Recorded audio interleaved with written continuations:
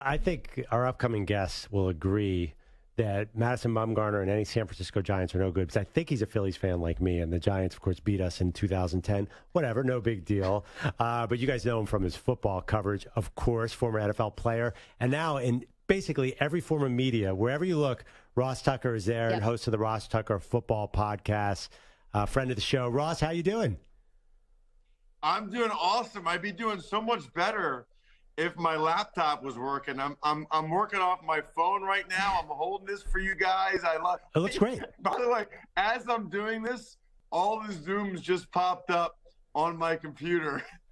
Oh no! Like 3 minutes later. This is amazing.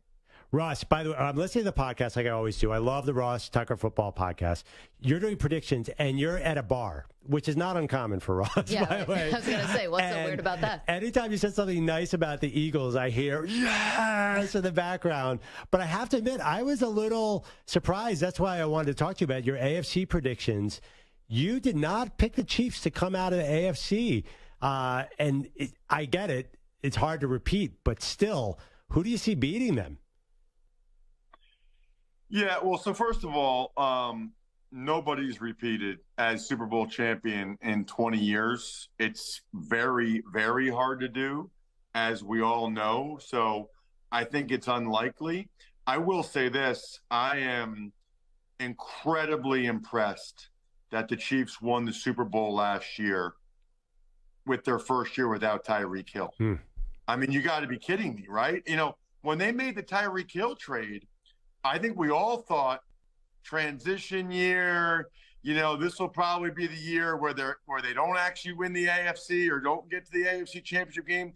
They won the whole thing.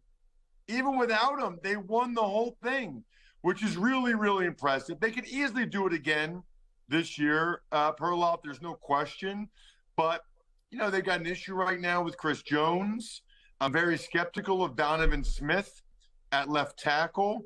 And we'll see. I mean, it's hard to win it again. It's hard to play that long. And they had some close playoff games. I mean, that's the thing. That everybody's always like, oh, the Chiefs are going to win it again.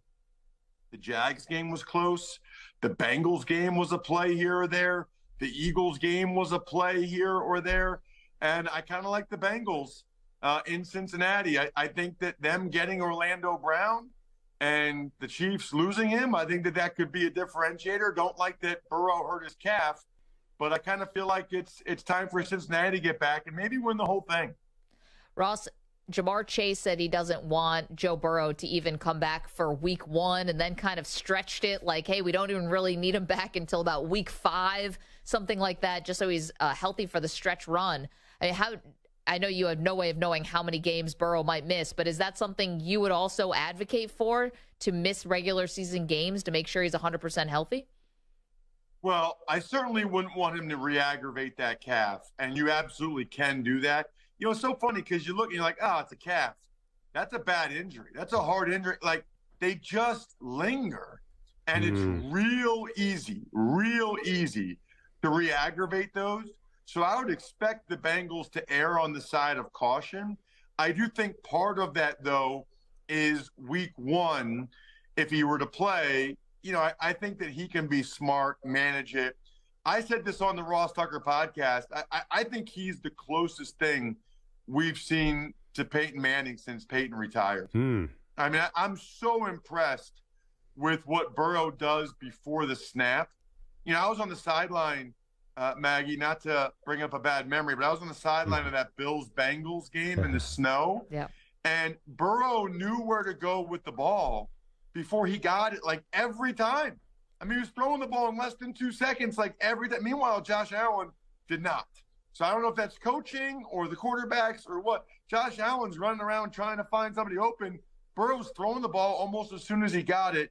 Really, really impressed by Burrow. And so I understand where Chase is coming from.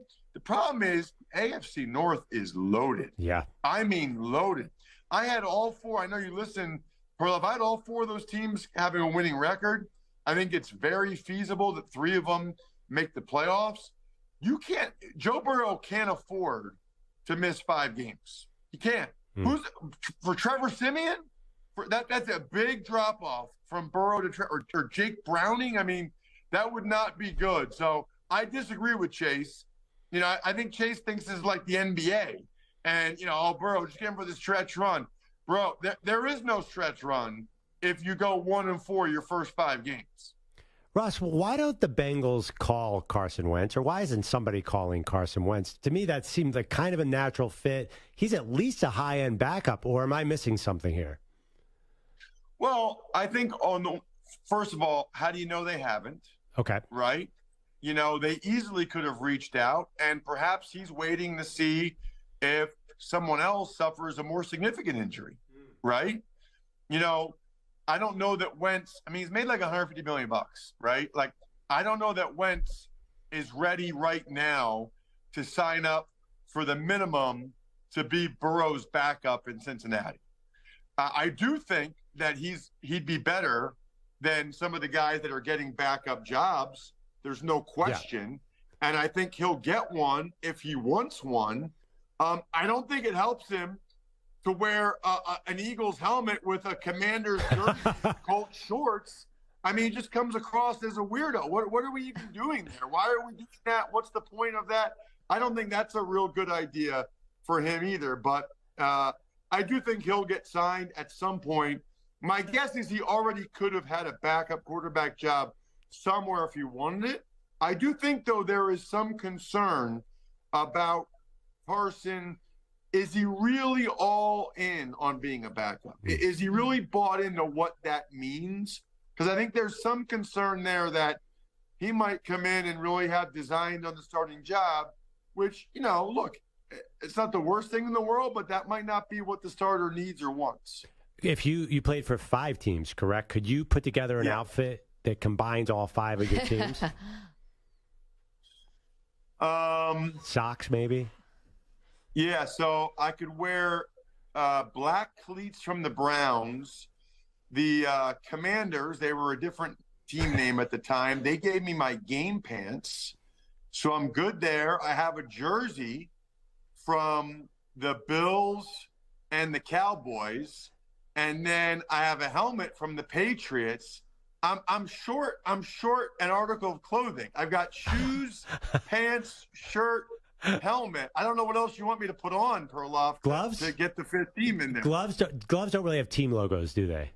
I have Princeton socks. I could wear Princeton socks. Oh, no, gloves don't have team logos. And I have Princeton socks, but I don't have NFL team socks. So maybe not all 5. But I just have a question. First of all, what is the point of doing that? Of putting it's like that wearing on? your failures. It's like you're a billboard of all your failures. And then thinking, you know what I should do? I should post this on social media. This will kill it. This will show. I'm like, I would love to, Carson. If you're listening or watching, you got to come on my podcast. I got to go through the thought process, like on everything about. I'm actually like shocked that he has a helmet and shoulder pads on by himself. I think he's at like some field, some high school field in South Dakota. I've never heard of a player like putting shoulder pads on like that by themselves on a field. I think quarterbacks do it because they have to throw with that, but you won't catch an offensive lineman randomly putting on shoulder pads by himself in South Dakota. Wait, was it Baker Mayfield? Who was it who wore the shoulder pads and helmet at their pro day, even though they didn't have to? Am I thinking of Johnny Manziel? We've been thinking about somebody wore it at the pro day. Was it Manziel? We've been talking about Manziel today because of the documentary. Hey, can I give you my flash in the pan? Pan? Please do. Okay, because I know that's what the callers.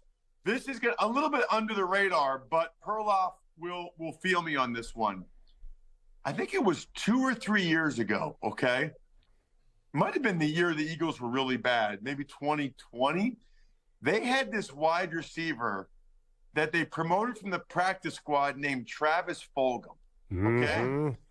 Maggie, in a month, like 4 or 5 games, he had to have averaged like 8 catches, 150 yards, and like 1.5 touchdowns per game, to the point where my buddy, his son wanted a Fulgham jersey for Halloween. And that's what he wore, a Fulgham jersey for Halloween. The guy was never heard from again. Never heard from again. Yeah, where is he? I think I have two better Eagles ones for you guys, even though you're the resident Eagles people around here. Ross, you're all things Pennsylvania. But I would say Boston Scott, but only against the Giants, where all of a sudden he turns into the second coming of Barry Sanders, but no other team. And then Corey Clement. Yeah. I mean, he was your flash in the pan, right? Yeah, I mean, running backs are tough. I don't know. Those guys both had moments. Boston Scott's still on the team, so it's a little early for me to say that with him. But for Fulgham to go from he was what's that movie? Can't Buy Me Love?